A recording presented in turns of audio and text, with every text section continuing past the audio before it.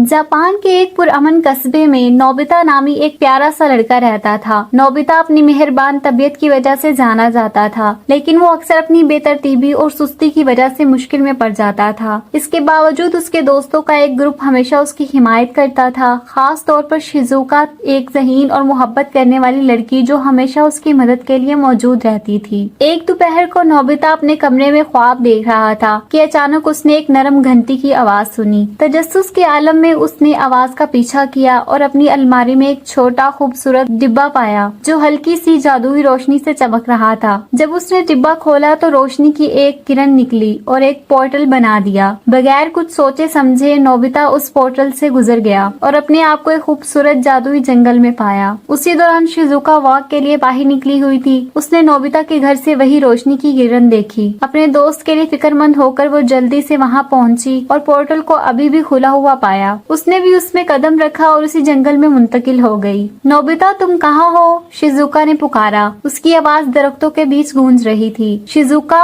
मैं यहाँ हूँ, नोबिता की आवाज आई। वो आवाज की तरफ बढ़ी और नोबिता को एक शफाफ नदी के पास खड़ा हुआ पाया। हम शायद किसी जादुई दुनिया में आ गए हैं, शिजुका ने कहा। उसकी आंखें हैरत से खुली हुई थीं। जब उन्होंने जंगल का जायजा लिया तो उन्हें बोलते हुए जानवर, चमकदार परियां और बुलंद दरख्त मिले जो राज की सरगोशी कर रहे थे। जल्द ही उन्होंने सुना कि जंगल खतरे में है। एक बदकार जादू ने जंगल के दिल यानी कि एक ताकतवर क्रिस्टल को चुरा लिया था जो जमीन को जिंदा और खूबसूरत रखता था। मदद करने के अज़म के साथ नोबिता और शिजुका ने जादूगर को तलाश करने और क्रिस्टल वापस लाने का इरादा किया। रास्ते में उन्हें बहुत सी मुश्किलात का सामना करना पड़ा, जैसे खतरनाक दरियाओं को पार करना और कदीम पहेलियां हल करना। लेकिन शिजुका की जहानत और नोबिता की हिम्मत के साथ वो हर रुकावट को अबूर कर गए। एक रात जब वो सितारों के नीचे कैंप लगाए हुए थे, नोबिता ने शिजुका की तरफ मुड़कर देखा। मैं ये सब कुछ तुम्हारे बगैर नहीं कर सकता था, उसने संजीदगी से कहा। शिजुका मुस्कुराई। हम एक टीम है नोबिता,